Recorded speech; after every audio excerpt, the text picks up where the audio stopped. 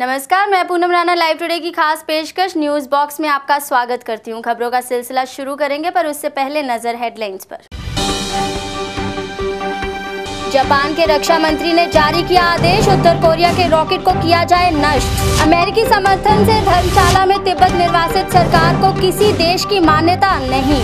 Army chief को रिश्वत की पेशकश के मामले में नए खुलासे, रक्षा मंत्री ए.के. एंटनी को भी देना होगा जवाब। और सुप्रीम कोर्ट की फटकार, आतंकी को कैसे बचा सकती है पंजाब सरकार। और अब समाचार विस्तार से। जापान के रक्षा मंत्री ने आदेश जारी कर कहा कि अगर राष्ट्रीय क्षेत्र को खतरा होता है तो उत्तर कोरिया के रॉकेट को नष्ट कर दिया जाएगा। इस प्रक्षेपण ने वैश्विक तौर पर खतरे की घंटी बजा दी है।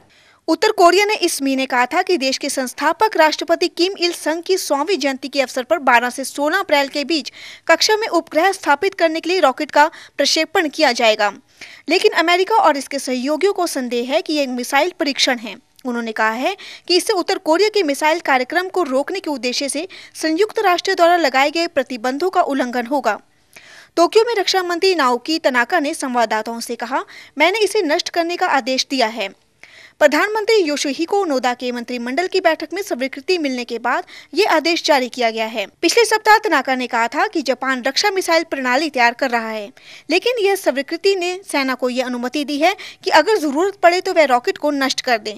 उधर अमेरिका के समर्थन से धर्मशाला में चल रही तिब्बत की निर्वासित सरकार का केंद्रीय तिब्बती प्रशासन के तौर पर फिर से नामकरण किए जाने की कोई वैधता नहीं है। निर्वासित सरकार को ना तो चीन ने और ना ही किसी अन्य देश की सरकार ने तिब्बत के कानूनी प्रतिनिधि के तौर पर मान्यता दी है। इसे केंद्रीय तिब्बती प्रशासन बुलाए जाने से यह तथ्य नहीं बदला जाता।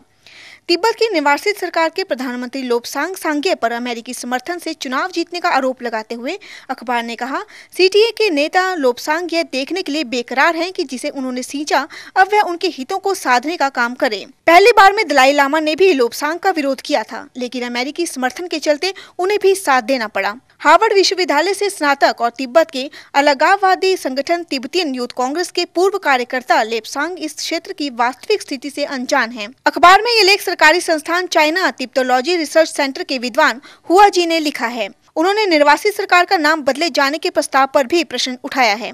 ब्रिक्स शिखर सम्मेलन के दौरान तिब्बतियों के विरोध प्रदर्शन को बौद्ध धर्म की नसीहतों के खिलाफ बताते हुए चीन ने इनके लिए दलाई लामा को जिम्मेदार ठहराया है।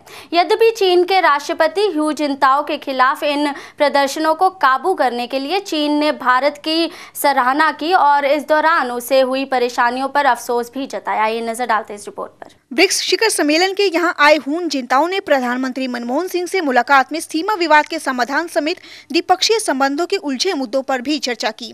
इस मौके पर चीन में भारत चीन मैत्री वर्ष का भी आगाज हुआ। चीन के सहायक विदेश मंत्री मा झाओझू के मुताबिक दोनों नेताओं की बातचीत में सीमा विवाद को सुलझाने के लिए विशेष प्रतिनिधि स्तर की वार्ता प्रक्रिया एवं अन्य उपायों की प्रगति की समीक्षा एजेंडे के अहम विषय थे। इसके अलावा आपसी संबंधों की बेहतरीन के उपायों और एक दूसरे से जुड़े मामलों की समझ बढ़ाने पर भी चर्चा हुई। उल्लेखनीय है कि भारत और चीन के बीच जनवरी 2012 में सीमा मामले पर विशेष प्रतिनिधि स्तर की वार्ता के बाद यह पहला मौका था जब मनमोहन सिंह और ह्यू जिनताओ द्विपक्षीय वार्ता की मेज पर मिल रहे थे।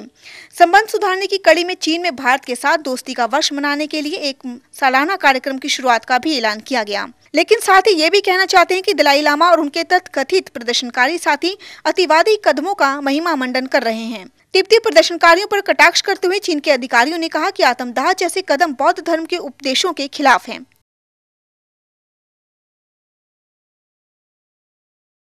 पाकिस्तान में गुरुवार को 2 अलग-अलग हमलों में 7 लोग मारे गए हैं। मरने वालों में 5 शिया और संयुक्त राष्ट्र की एजेंसी के 2 कर्मचारी शामिल हैं। हमले दक्षिण पश्चिम पाकिस्तान के अशांत बालूचिस्तान प्रांत में हुए। पुलिस के मुताबिक मोटरसाइकिल सवार संदिग्ध उग्रवादियों ने क्वेटा में एक वैन पर फायरिंग शुरू कर दी। शिया समूह ने कहा कि वारदात में मारे गए सभी लोग अल्पसंख्यक समुदाय से हैं। उन्होंने इसे हत्या करने के मकसद से किया गया हमला बताया। पुलिस ने कहा कि वैन को उस वक्त निशाना बनाया गया जब लोग काम पर जा रहे थे। डॉक्टरों ने कहा कि मरने वालों में एक महिला भी शामिल है।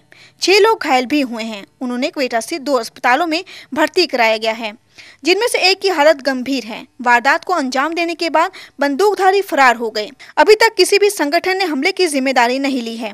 वक्त है एक छोटे से ब्रेक का। ब्रेक के बाद जारी रहेगा खबरों का सिलसिला। बने रहिए लाइव टुडे के साथ।